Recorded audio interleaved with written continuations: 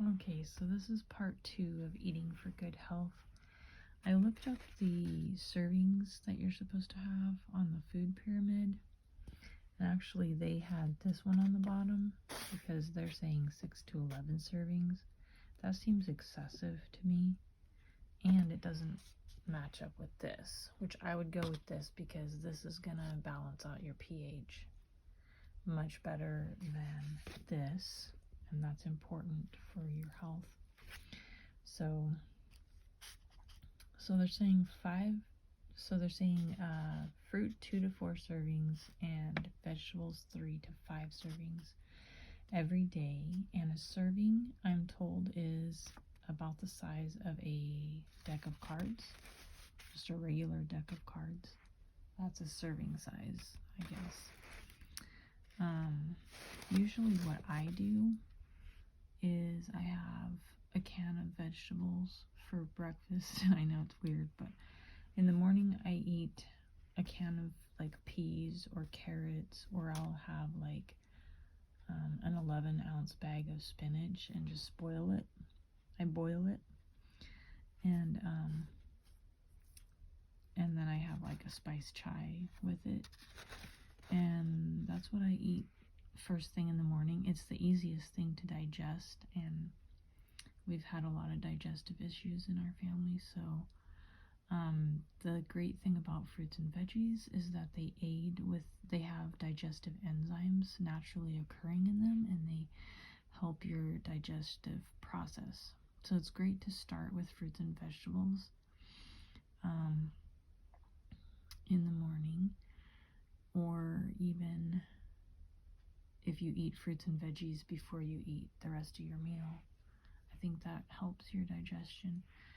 I would not recommend this many servings, 6 to 11 breads and rice and cereal and pasta, but I mean, that would give you an idea. I would say maybe 6 or 7 servings. Then they said 2 to 3 servings on the dairy and 2 to 3 on the meat, and then this top one used sparingly. So you do want to balance your pH because that does prevent a lot of diseases. So I would do this thing that we talked about last time. But what I actually end up doing is that I eat my vegetables in the morning, and then like an afternoon snack is usually when I have my fruits, and I usually just have like a can of mandarin oranges or something like that, pears or whatever, or if I have fresh fruit, then I'll do that. Right now my teeth don't like it, it's too cold. Okay, so the reason why I am so strong on fruits and veggies is because when my son was a baby, I was diagnosed with irritable bowel syndrome, and thankfully I had a really good LPN, and she told me the actual cure for it is to eat the fruits and veggies like I do now. So almost always that works for me, unless I'm super stressed about something. And stress is another factor in digestion and health and stuff, where you need to let God help you with your stress for your good health, to keep you in his peace and his joy, and just realize how much he loves you and that he's taking care of you, and take everything to him because he has the answers. Okay, so I wanted to talk about deficiencies and symptoms and correcting with food, because that's what I do. I've lived with my body long enough now that I can recognize what it's telling me, or else the Holy Spirit's just telling me. I don't know for sure, but anyway, I can tell if my sodium is low, which that's something that we struggle with in my family. Well, my mom and I do struggle with low sodium, because I will get like a feeling like it feels like diarrhea type of a feeling, and then I know that feeling, and I immediately go and eat something salty, or I'll drink some Gatorade.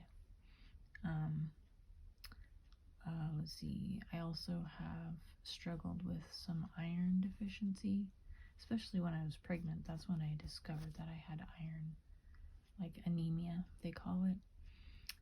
So if you just eat red meat like 2 to 3 times a week, I have to pay attention because I'll forget, and then I can tell because I'll be really tired and dragging and just feel weak, you know. What else? Blood sugar. I can tell when my blood sugar's low, and I can also tell when it's high. I hardly ever let it get high because it's pretty easy to avoid. You just don't eat a lot of sweets, and you make sure you eat enough protein to cover for any sweets that you eat, because protein is what stabilizes your blood sugar.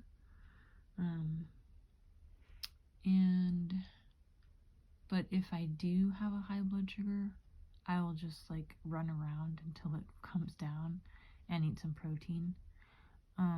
But if my blood sugar is low, also it's protein. Thankfully, I've never had to have insulin.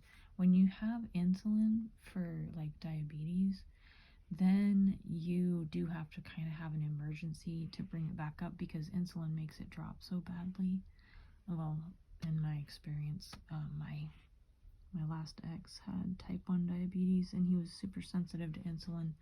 It was so bad. It was so frustrating. But for me, I'm not on insulin or anything like that. So my blood sugar, when it gets low, I will just feel super hungry, and sometimes I'll get shaky, but usually I catch it before that now. So I don't have to do like something super sweet because it's not an emergency. I can just have protein and complex carbs. That's what will stabilize your blood sugar, especially the protein. But so if you just get, a turkey sandwich or something like that, I mean, that will stabilize your blood sugar when it's low. If you do have to use insulin or something, then you might have to drink some orange juice, but immediately follow it up with some protein, because otherwise it'll spike and then drop again. And the sweet things, they don't stabilize it, they just bring it up, and then you have to support that with protein and like bread or something, meat and bread, something like that.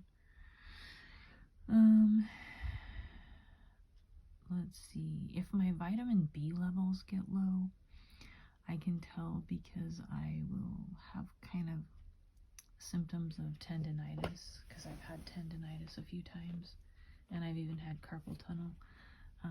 But thankfully, I found out because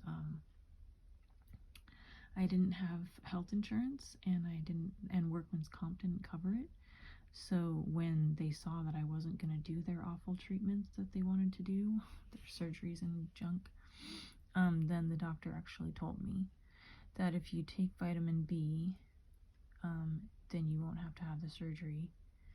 And so, but I went and got it from the health food store, and it was the capsule with the powder in it. My body does not respond to tablets at all. So I don't take a solid vitamin like a tablet, because my body will not even notice it. It does nothing for me. But even these powder ones in the capsule, they didn't work for me. So what I went and did then is I went to Walmart and I got the sublingual liquid that goes under your tongue. And anytime I have symptoms, I just take a double dose of that, and they disappear really quickly, because that is a super good delivery system. Your body will get almost all of what you take, and it'll get it right away. Whereas if you take the tablets, if you're taking an expensive tablet, your body will get about 60% of it, and it takes a long time. If you're taking a cheaper tablet, it can actually not digest at all and clog up your colon, so that's kind of dangerous. So I always go with like either chewables or liquids when I'm doing vitamins. And what else? Yeah, well, it's been 10 minutes, so I think that's quite a bit of information that hopefully is helpful. I like to just try to use food to correct any symptoms or any deficiencies that I'm having if I can. But with the vitamin B, I find that sublingual is really good. So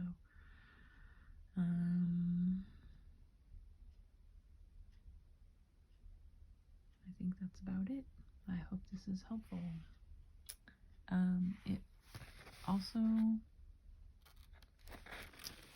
if you are trying to lose weight, I think if you just lower the amount of breads and starches and raise your fruits and vegetables, that usually helps, because fruits and vegetables have a lot less calories than anything else. And if you do need to lose weight, and please don't go on a diet if you don't need to lose weight, but if you do need to lose weight, and I think you can go online and Google, like, put in your height and I don't know what all, but you can have a general idea what you should weigh. If you do need to lose weight, it's counting calories. And so since fruits and vegetables have lower calories, you can eat quite a lot of fruits and vegetables and still lose weight. And the calories are going to be in here with the pastas and the breads. Those are the high calorie things. And up here, of course, are your high calorie things. So if you eat mostly fruits and vegetables and meat, you will lose weight. And just, it's not that you can't eat these other things, it's just that you use smaller portions and, or fewer portions of it. So yeah. And I like my FitnessPal app for counting calories. It's really convenient, and they do a lot of the math for you, and you just enter in whatever you ate and however much exercise you did, because that affects it too, how many calories you're supposed to have to still reach your weight loss goals. So, all right, I think that's it. Hopefully that helps.